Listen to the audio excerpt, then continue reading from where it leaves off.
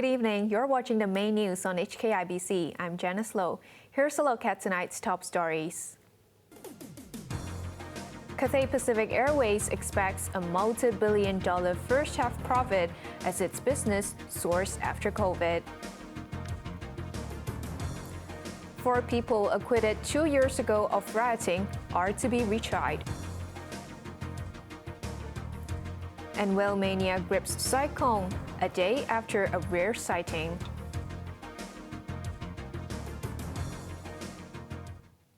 Cathay Pacific Airways is expecting a first-half profit of up to $4.5 billion after 3 years of losses caused by the pandemic. The number of passengers last month increased 10 times from a year ago. Macy Mock reports.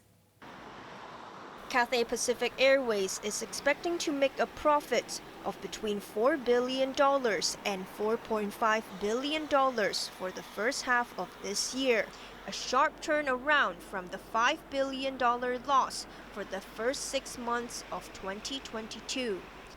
The airline's chief executive Ronald Lam said the Hong Kong flag carrier is encouraged that its rebuilding is on the right track. He said its financial position is healthy and its performance has continued to improve. Last month, Cathay flew over 1.5 million passengers, 10 times more than in June last year. The number is catching up with the pre-COVID level when it carried more than 3 million passengers in June 2019. Cathay flew over 111,000 tons of cargo in June, up 6.4% from a year earlier. Lavinia Lau, the airline's chief customer and commercial officer, said Cathay reached a new milestone last month when it flew more than 60,000 people on one day.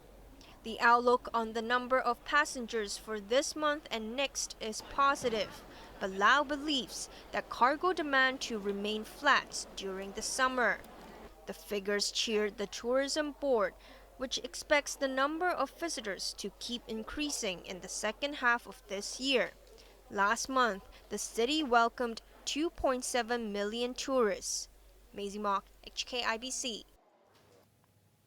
The High Court has ordered a retrial for 4 people who were acquitted of rioting in 2019. But a Justice Department appeal against 9 others who were also cleared was dismissed. 2 years ago, 13 people were acquitted of rioting or conspiracy to take part in a riot in Wan Chai in 2019. District Court Judge Sham Siu Man ruled that one of them, Jackie Chan of the Battlefield Social Workers Group, had no case to answer.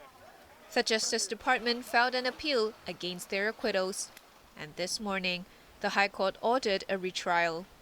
A 3-judge panel, which included Chief Judge Jeremy Poon, said Sham's ruling was wrong in law and perverse.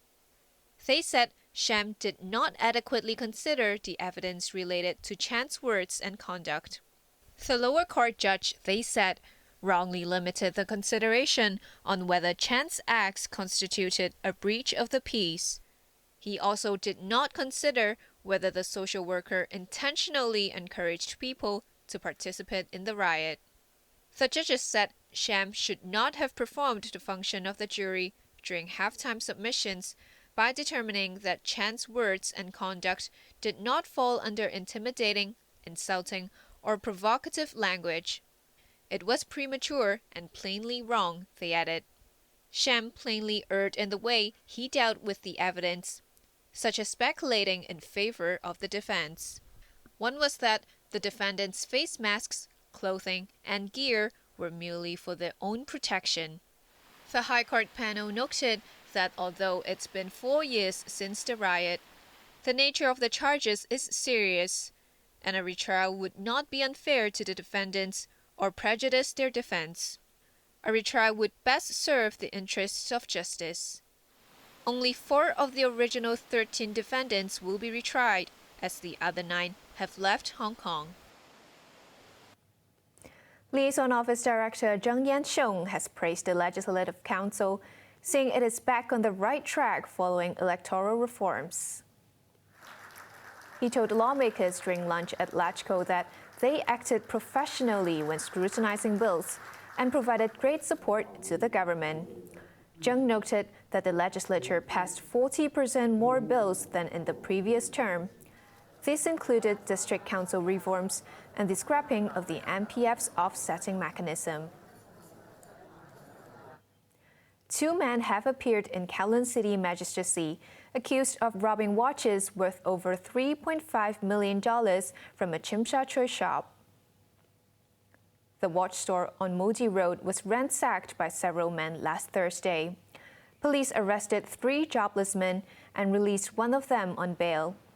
The other 2, Leung Wai Hong and Yun Wai Chun, were remanded in custody pending their next court appearance in September. Overseas, U.S. actors have joined screenwriters in their first double strike in more than 6 decades, causing a widespread shutdown of Hollywood. The artists are demanding contract renegotiations as streaming services and technology have affected their pay. Azam Khan reports. The last time unions representing actors and writers joined forces to go strike was way back in 1960, when Ronald Reagan was president of the Screen Actors Guild.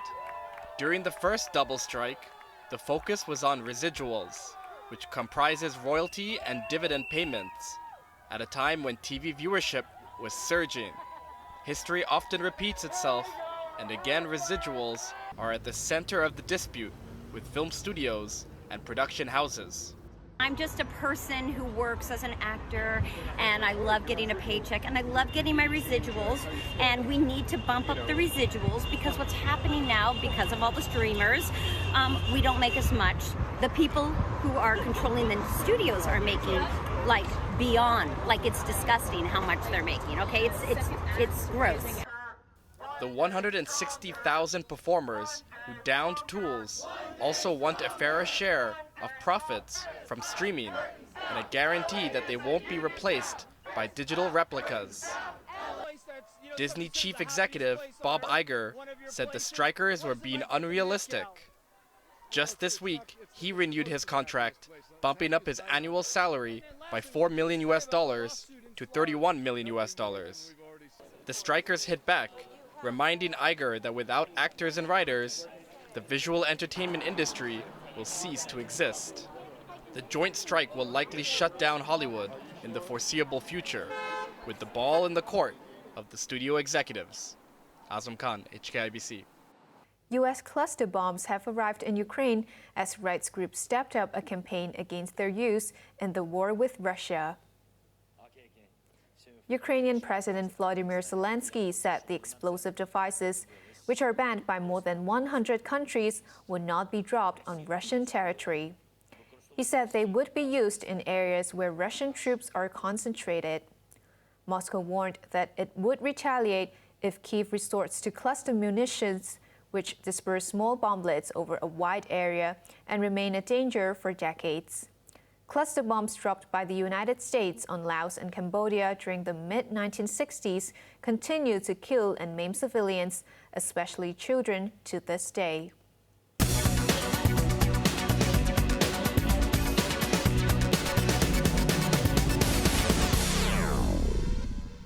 Senior citizens will earn higher interest from the 8th batch of silver bonds.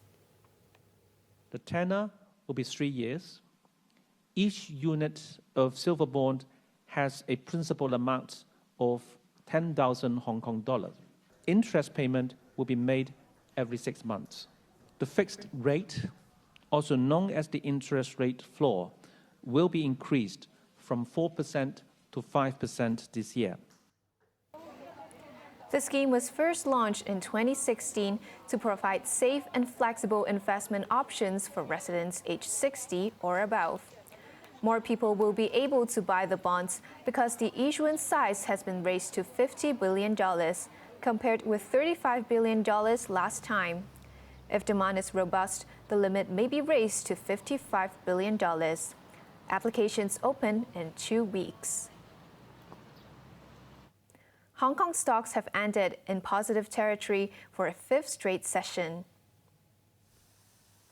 The Hang Seng Index closed the trading week marginally higher. With a return to the black on the horizon, Cathay Pacific was among the biggest winners, gaining 4.7%. OOIL was up 2.8% after the logistics giant announced new shipping routes between Europe and South America. Telecom operator China Unicom jumped 5.3% on its new venture to support digital yuan transactions. Now let's take a look at the markets. The Hang Seng Index ended the day up by 63 points. To the top 10 active stocks, Tencent gained $2.80, Alibaba gained 20 cents, while Tracker Fund gained 5 cents. HSBC gained 65 cents and NTES gained $3.30. To the foreign exchange against the Hong Kong dollar, the euro is at 8.77, the pound's at 10.24, and the Australian dollar is at 5.36. Over in the UK market, the FTSE 100 is currently up by 19 points. Persistent whale watchers say they spotted the sea creature which made an appearance in Sai Kung yesterday. But hundreds who flocked to the area earlier today missed the sighting, which happened in the late afternoon. Whale watchers flocked to Sai Kung this morning, hoping to catch a glimpse of the sea creature that paid an unexpected visit yesterday. This man and his friends were hoping to be lucky, as it's extremely rare to see a whale in these parts. This sampan operator said many people wanted to go out to sea, but she refused to take anyone for a whale spotting cruise. It's really dangerous if it pops out of the water all of a sudden, she explained. There was a jaw-dropping moment for these two who were among the lucky few to see the whale as it cavorted in the waters yesterday. They believed that the creature was 12 meters long. When we realized what it was, because we took a couple minutes to believe what we were seeing. But yeah, we were just very excited. We were speechless. We never expected to see that in an area, especially so close to land and especially so close to such a heavily trafficked area for boats. Philip Wong, the general curator of the Ocean Park, believes that it was a Bright's whale. As whales are sensitive to their surroundings, Wong urged visitors to stay away and not disturb them. Marine officers patrolled the waters of Sai Kung to ensure that people stay safe. On to the weather now. Brace for more heat with the mercury hitting 36 degrees tomorrow. The minimum temperature will be 29 degrees. Rain and thunderstorms on Sunday and early next week. Now let's take a look at the weather around the world.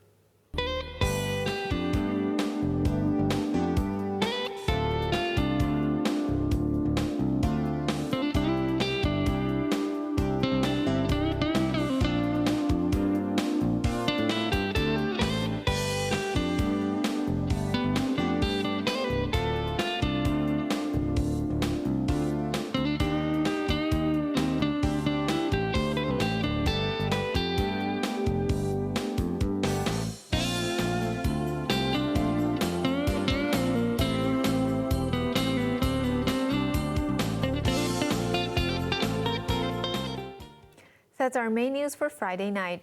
Join us for more news at 11. I'm Janice Lo. Good night.